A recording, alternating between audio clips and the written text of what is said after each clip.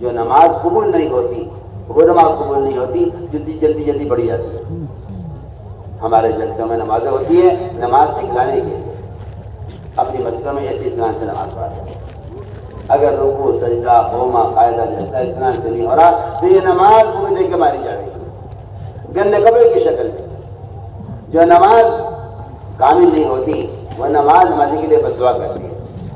دکان نہیں چل رہی، کھیت جڑ گیا، سیلاب آ گیا، پہلے بعد پیڑا لگ گیا، دکان خرطی ہو گئی، کسی نے دکان میں چھوٹا مقدمہ ڈال دیا، اجی میں تو مظلوم ہوں، میری تو کوئی غلطی نہیں ہے۔ اچھا تو نے تو نماز کو برباد کیا، اب نماز کی بد دعا لگے تجھے، نماز کی بد دعا لگتی ہے دکان کو، یہ نماز کو ضائع کرتا ہے دکان کے لیے، اللہ دکان کو ضائع کرتے ہیں نماز کی وجہ سے۔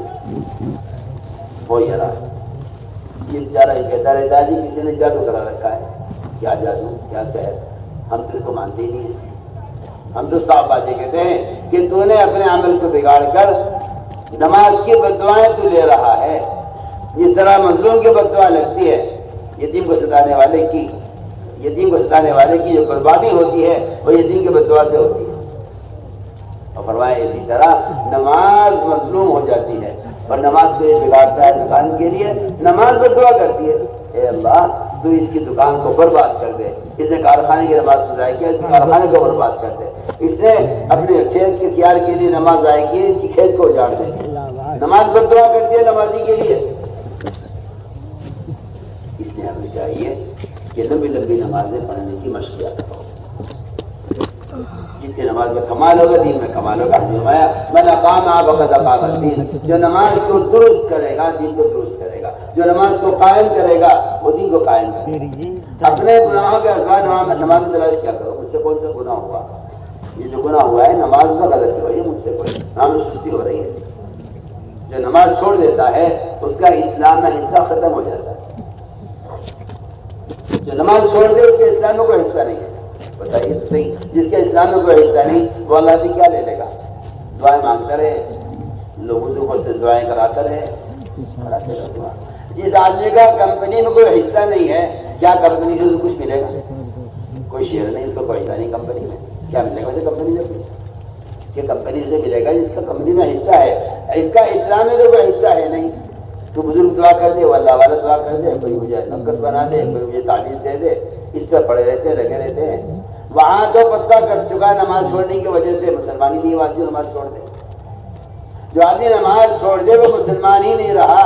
تو پھر آپ بتائیے تو صحیح، پھر آپ اللہ سے کیا لے لیں گے آپ؟ اس لیے میں نے عرض کیا کہ پورا مجمع اس کا فیصلہ کرے۔ شرم آتی ہے انسان سے کہتے ہیں نہیں چھوڑیں گے۔ نماز پڑھنے کا حکم تو کافر کو دیا جاتا تھا اللہ کے رسول کے زمانے میں، پڑھیا جگہ جگہ آپ کو ملے گا، کفار یہ کہتے تھے کہ محمد صلی اللہ علیہ وسلم ہمیں نماز کا حکم دیتے ہیں۔ ابو سفیان نے کہا کہ بات چلے، کہا نہیں یامرون بالصلاۃ، کہ آپ ہمیں نماز کا حکم دیتے ہیں۔ مسلمان سے کہ نماز پڑھیں گے، مسلمان نماز چھوڑ دیں۔ وہاں تو کافر نماز پڑھ لیا کرتا تھا۔ واسع بن اسقر رضی اللہ تعالیٰ عنہ نے اسلام قبول سے پہلے نماز پڑھی ہے جماعت کے ساتھ، پھر اسلام میں داخل ہوئے نماز کے بعد۔ اس لیے میں نے عرض کیا کہ اپنی نمازوں میں کمال پیدا کرنا، تہجد کا، اشراق کا، چاشت کا، وابین کا۔ جماعت میں نکلنے کی غرض یہی ہے، یہاں دکان میں لگا رہتا ہوں، نماز نفلیں چھوٹ جاتی ہیں، یہاں دکان کی مصروفیت سے کبھی کبھی سنتیں چھوٹ جاتی ہیں، آہستہ آہستہ سنتوں کا نفلوں کا مزاج ختم ہو رہا، دن بھر کھیت سے تھکا رہا کہ لیٹ گیا، رات کو تھک گیا، بدن دکھا ہوا ہے، پھر تہجد چھوٹ گئی، آہستہ آہستہ تہجد کی، اشراق کی، چاشت کی، نفلوں کی، سنتوں کی عادت ختم ہو گئی۔ اللہ حفاظت فرمائے، اللہ حفاظت فرمائے۔ بعض تو ایسے ہیں کہ جن کو فرائض کی بھی عادت ختم ہو چکی ہے۔ لوگ یہ سمجھتے ہیں جماعت بدل جاہلوں کو نکالا جاتا ہے تاکہ جماعت میں نکل کے دین سیکھ لے۔ ارے یہ بھی کوئی بات نہیں۔ عمر رضی اللہ تعالیٰ عنہ صحابہ کو نکالا کرتے تھے، جماعت صحابہ کو، وہ صحابہ جنہیں نبی کے پیچھے نماز پڑھی ہوئی ہے، ان سے اسمر کہتے تھے تم نکلو اللہ کے راستے میں تاکہ تمہاری نماز میں کمال پیدا ہو جائے۔ سوچو تو صحیح، عمر رضی اللہ تعالیٰ عنہ صحابہ کو جماعت سے بھیجتے تھے، مدینہ منورہ سے باہر نکالتے تھے۔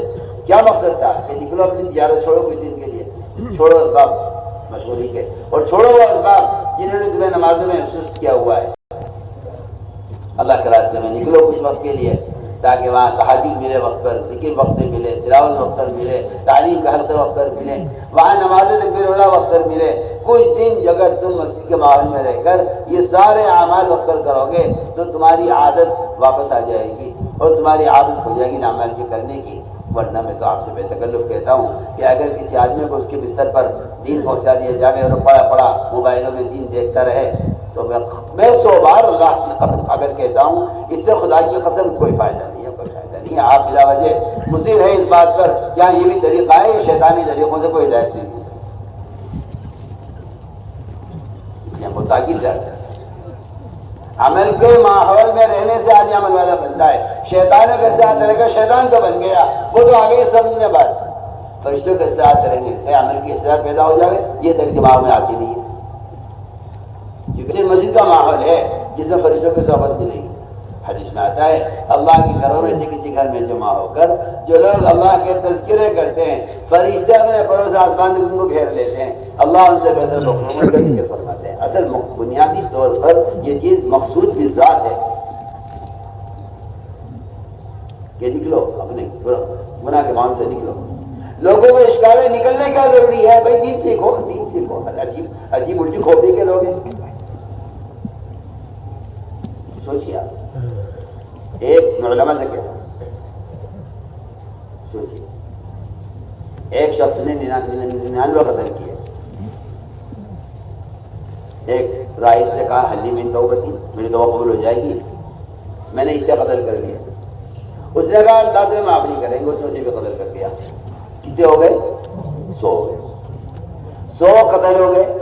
پھر ایک عالم سے کہا کیا میری توبہ قبول ہو جائے گی؟ عالم نے کہا ہاں اللہ تمہیں معاف کر دیں گے مگر تم اپنی بستی چھوڑ کے نکل جاؤ نا۔ کیا ضرورت ہے نکلنے کی؟ عالم یہ کہتا بھائی توبہ کر لو، استغفار کر لو، آئندہ نہ کرنے کا پختہ ارادہ کر لو، اپنے فعل پر تمہیں ندامت ہو سچی اللہ سے توبہ کر لو، اللہ معاف کر دیں گے۔ عالم نے کیوں کہا اپنی بستی چھوڑ کے نکلو؟ کیوں کہا عالم نے؟ بڑھیا حدیث کا صاف مطلب یہ ہے کہ آدمی گناہ کی جگہ پر چھوڑے۔ آپ سے کی پتی کے بعد پتا ہوئی صاحب بھی سوتے رہے گا، آدمی سوتے رہے گا، سوتے سوتے سوتے سورج نکل آیا۔ امام شافعی فرماتے ہیں رحمۃ اللہ علیہ کہ آپ صلی اللہ علیہ وسلم نے جو نماز یہاں ادا نہیں کی فجر کی، فرمانے آگے تو بیانی پڑیں گے۔ امام شافعی فرماتے ہیں وجہ یہ ہے کہ اس وادی میں، اس علاقے میں شیطانوں کا اثر تھا۔ بتائیے جہاں شیاطین کا اثر تھا وہاں سے ہٹ کر نماز ادا کیا آپ نے۔ جہاں بستی نماز چھوڑے ہوئے ہے وہاں کس سے شیاطین کا اثر ہوگا؟ اور آپ دیکھیں نکلنے کیا ضروری ہے۔ عالم کہہ رہا ہے قاتل سے اپنی بستی چھوڑ دو۔ سوچیے آپ کا خیال یہ ہے کہ موبائل تھما دو ہاتھوں میں اور اس میں دین کی باتیں نشر کرتے ہو، بیٹھے ہوئے یہ جلسہ ہو گیا، یہ ختم بخاری کا جلسہ ہو گیا، یہ پڑھ لو، یہ سن لو اور یہ دیکھ لو فلم بستر پہ لیٹ کے۔ جی ہاں یہ آپ کا خیال ہے۔ سوچیے آپ جب تک آدمی اپنی جگہ سے نہ ہٹے، میں اس کی مثال دیتا ہوں آپ کو۔ جلالہ مرغی ہوتی ہے جو گندگی کھاتی ہے، کیا ہوتی ہے مرغی؟ علماء جانتے ہیں جلالہ کہتے ہیں۔ وہ گندگی کھانے کی عادی ہو جاتی ہے۔ شریعت یہ کہتی ہے اگر آپ اس مرغی کو جو گندگی کھانے کی عادی ہو گئی ہے، اگر آپ اس مرغی کو کھانا چاہتے ہیں، پکانا چاہتے ہیں تو اسے کم سے کم 24 گھنٹے کے لیے ایک دربے میں بند کر دیں تاکہ اس کے اندر سے گندگی کا اثر ختم ہو جائے۔ اس کے بعد آپ اسے استعمال کر سکتے ہیں۔ اگر بڑا جانور ہے تو آپ اس کو 3 دن کے لیے بند کریں، اور اگر مرغی ہے تو 24 گھنٹے کے لیے بند کریں۔ اس کو ہٹائیے گندگی کی جگہ سے پہلے اور اسے بند کر دیے یہاں دربے کے اندر، یہاں تک کہ آہستہ آہستہ اس کے بدن سے گندگی کا اثر ختم ہو جائے۔ پھر آپ اسے ذبح کرو، پھر اس کو گوشت بناؤ، پھر کھاؤ اسے پکا کے۔ سوچ لیجیے آپ، جو مرغی جانور ہے حرام حلال کی مکلف نہیں ہے، آپ سوچیے تو صحیح، اس مرغی کو کھانے کے قابل بنانے کے لیے تو آپ دربے میں بند کریں۔ اور اگر یہ کہا جائے کہ مسلمان جو اللہ کے احکام کا مکلف ہے اس آپ کچھ وقت کے لیے مسجد کے ماحول میں رکھیں تاکہ اس کے اندر سے گناہوں کا اثر ختم ہو جائے. اسے کہتے ہیں یہ کوئی ضروری نہیں ہے. سوچی میں تو آپ سے بالکل بے آسان باتیں آپ سے عرض کر رہا, میں تو کوئی مشکل بات نہیں کر رہا, مگر جب آپ کا خیال یہ ہے کہ لوگوں کو نکالنے کیا ضروری ہے, نکالنے کیا ضروری ہے. جو جہاں پڑا وہاں پڑا رہے اور آپ اپنے موبائلوں سے انہیں دین کے پیغام پہنچاتے رہیں, یہ تو آپ سے بالکل بے تکلف ہے. اصل مسئلہ یہ ہے کہ امت گناہوں کی عادی ہو گئی ہے. اس عادت کو چھڑوانے کے لیے اللہ حفاظ فرمائے, جو لوگ شراب کے عادی ہو جاتے ہیں ان کو اسپتالوں میں رکھا جاتا ہے قید کر کے, تاکہ ایک عرصے تک یہ شراب نہ پئیں. ان کے بدن میں جو شراب کے اثرات ایسے داخل ہو چکے ہیں کہ وہ مجبور کرتے ہیں شراب پینے پر. ان کی عادت کو چھڑوانے کے لیے ان کو اس کو بند کر کے رکھا جانا چاہیے ہوتا ہے. تو میں کہتا ہوں کہ اسی طرح جب آدمی خدا نہ کرے نعوذ باللہ گناہوں کا عادی ہو جاتا ہے تو اس کا بدن ان گناہوں کی وجہ سے اتنا ان کا عادی ہو جاتا ہے گناہوں کا کہ وہ عادت چھوٹتی نہیں ہے جب تک اس کو اس ماحول سے نکال کر عمل کے ماحول میں لائے.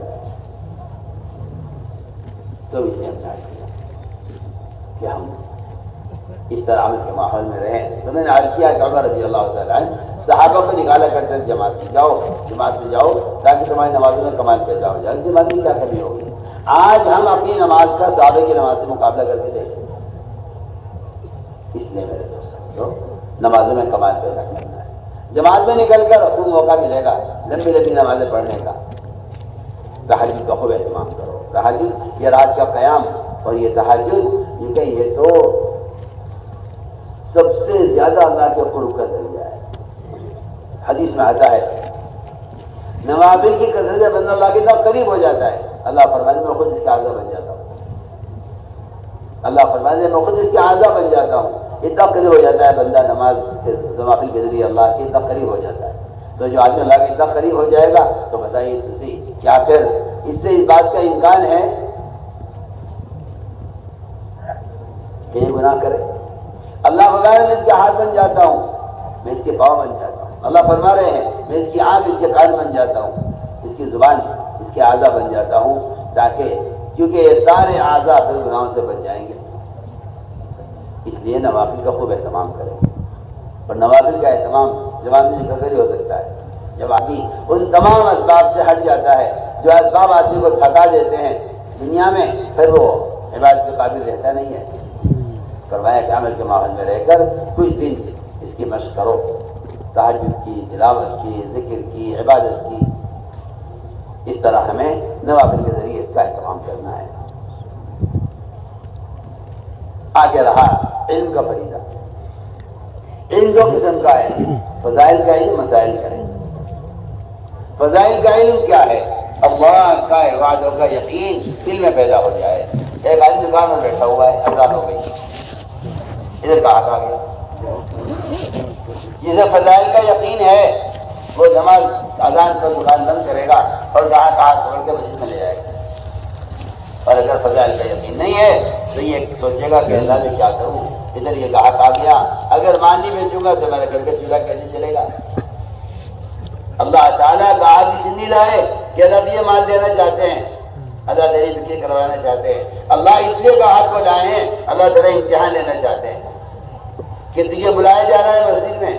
مولانا صاحب فرماتے تھے کہ اذان نماز کا ٹائم بتانے کے لیے نہیں ہے کہ نماز کا وقت ہو گیا. اذان نماز کا ٹائم بتانے کے لیے نہیں ہے. نماز کے ٹائم تو اذان سے بہت پہلے بتا دیے گئے تھے. آپ پڑھیے, ادھر پڑھیے. اذان تو بہت بعد میں آئی, نماز تو بہت پہلے سے ہو رہی تھی. نماز کے اوقات سے پہلے بتا دیے گئے. فرماتے تھے کہ اذان تو عدالت کا سمن ہے. اذان عدالت کا سمن ہے. اگر نہیں گئے سمن پر اور نہیں گئے بلانے پر تو وہی وارنٹ کٹ جائیں گے اور دکان سے گرفتار کر لیے جاؤ گے. یہ اس کا بیان سے ٹکڑا نقل کرا. میں کہ اذان کا مطلب یہ اللہ نے بلایا ہے, چلیے. اگر اذان پر مسجد میں نہیں آئے, بتاؤ کسی عدالت سے کسی کو بلایا جائے اور وہ نہ آئے, بتائیے کیا ہوگا اس کے ساتھ. فرمایا کہ اذان تو اللہ نے آپ کو بلایا ہے, آپ اللہ کے بلانے پر چلیے. اللہ نے بلایا ہے آپ کو اپنے گھر میں.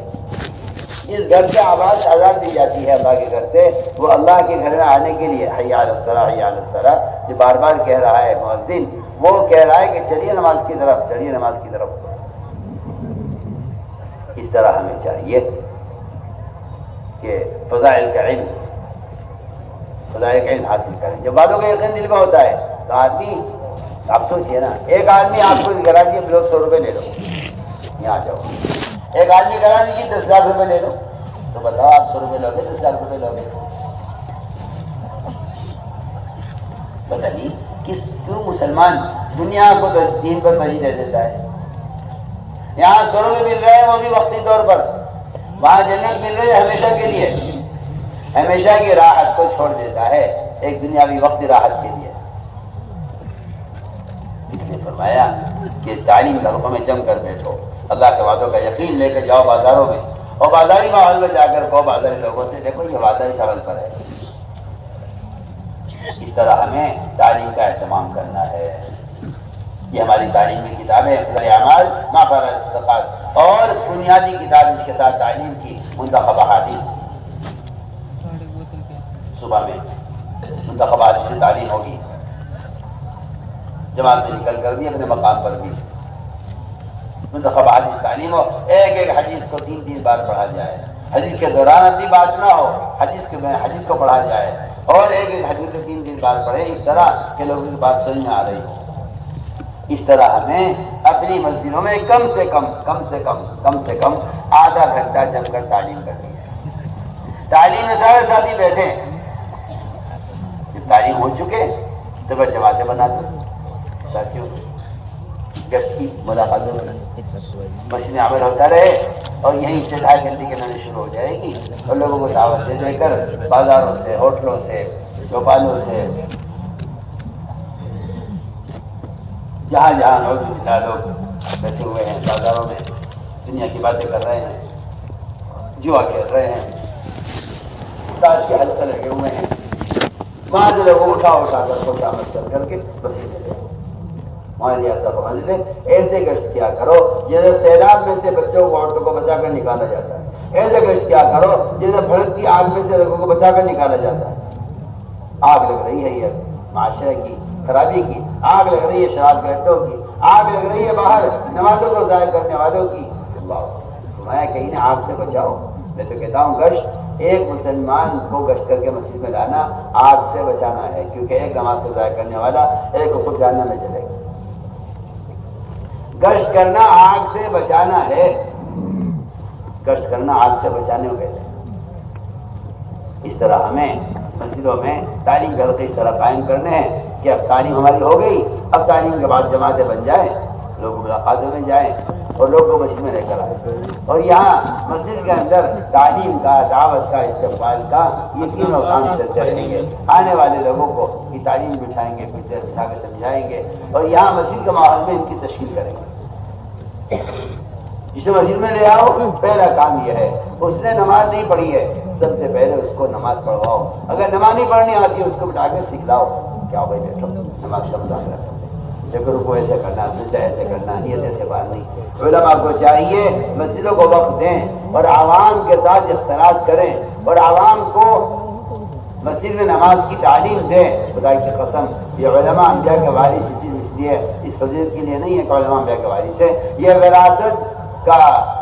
وراثت کا جو اعزاز ملا ہے، اور وراثت کا جو آپ کو سعادت ملی ہے، وہ اس شرط پر ملی ہے کہ آپ محمد صلی اللہ علیہ وسلم کی طرح مسجدوں میں آنے والوں کی نماز کی نبی کی طرح نگرانی کریں. علماء کی ذمہ داری ہے. آپ صلی اللہ علیہ وسلم بار بار ایک آدمی کی نماز کو دیکھ رہے ہیں، بار بار اسے نماز لوٹوا رہے ہیں. یہ علماء کی ذمہ داری ہے کہ علماء مساجد کو وقت دیں، اور یہاں عوام کی نماز کو درست کرائیں، اور عوام کی نماز کی نگرانی کریں، اور انہیں عملی طور پر اپنے عمل سے ان کو دین سکھلائیں، اپنے عمل سے دین سکھلائیں. اس طرح ہمیں مسجدوں کو مسائل کے حلقوں سے بھی آباد کرنا ہے. اس طرح مسجدوں کو مسائل کے حلقوں سے بھی آباد کرنا ہے. اس طرح ہمیں مسجدوں کو فضائل کے حلقوں سے آباد کرنا ہے. علماء کو چاہیے مسجد کو وقت دیں. دیکھیں حضرت علی فرماتے رضی اللہ تعالیٰ عنہ کہ شرابت انسانی سے کون سے کام یہ بھی ہے کہ ہر مسجد میں علماء کی